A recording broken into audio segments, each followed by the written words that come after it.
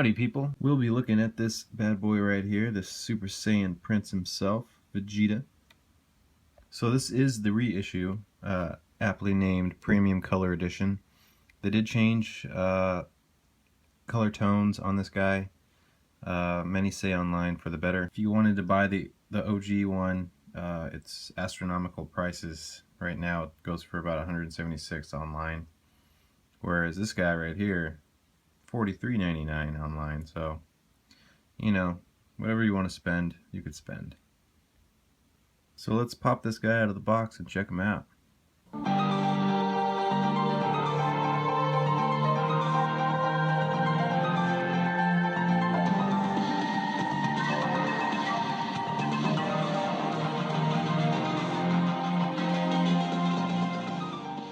So here's the Prince out of the box. I think Figuarts did a fantastic job with him. I do like that he doesn't wear baggy pants, so you don't get those crazy sculpts on the legs where you can actually just see the legs, as Vegeta just wears skin-tight pants.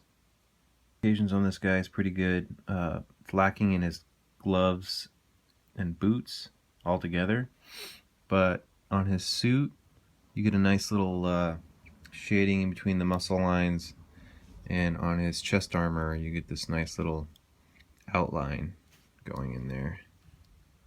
Pretty good.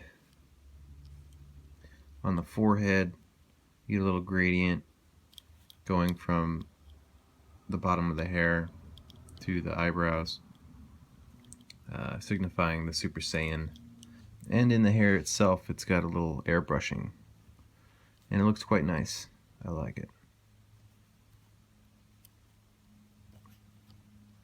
And like I said, the gauntlets and boots have absolutely no painting on them. The original version had shading on the boots and gauntlets, but this one does not.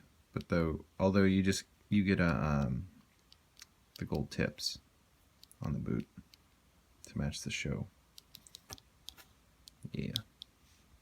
So looking through this figure, I could find one major gripe with it, and it's at the toes right here. As you can see on this Vegeta, that he's got a little toe joint, which is cool, but if you've ever purchased any of the other Dragon Ball Z figures from Figuarts, you would know that they have extra plastic, as in this Goku one right here. You could see you have a little extra plastic over the joint, and it kind of hides it a little bit better, and it makes it look more flush and less robotic. Whereas this Vegeta figure, you get a little hole there, and it looks a little, like I said, a little bit more robotic and more toy-like, I guess. Another thing I can do without is his neck. As you can see, it's kind of always protruding outwards. If you want to straighten it, you kind of just end up pushing in the neck with the chin. This is all you get, really. I know Vegeta's usually aiming his chin down in disgust throughout the show, but it would have been kind of nice if you could have his neck go up. You don't really get any motion out of it, forward or backwards.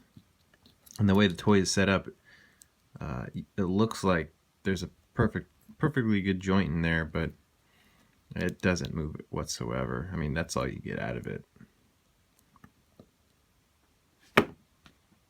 So as for the face sculpt, I think it's very well made, very well sculpted, but there's like something that seems a bit off to me, at least, with this one. I think he needs to be a little bit wider in the brow or in the face in general.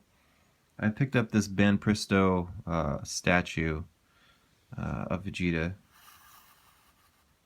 and I think they did a better job at sculpting his head. Although it is different, you know, materials used, and you know, this is more of just smaller size, I guess. Actually, they kind of almost the exact same size. This one's just a little bit thicker.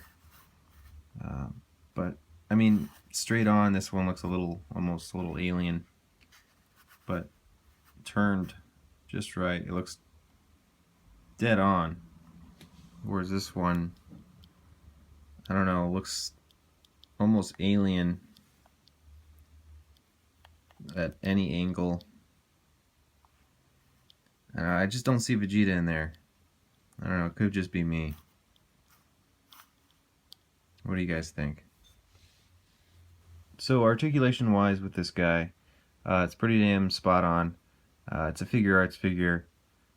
They're always usually pretty damn good. You can get a lot of good poses out of this guy. You know, besides the neck joint not doing much, his shoulders have a lot of articulation. They can move throughout this whole area right here. It's pretty damn good. At the top of the shoulder, he twists. Elbow has a double joint, but it doesn't really.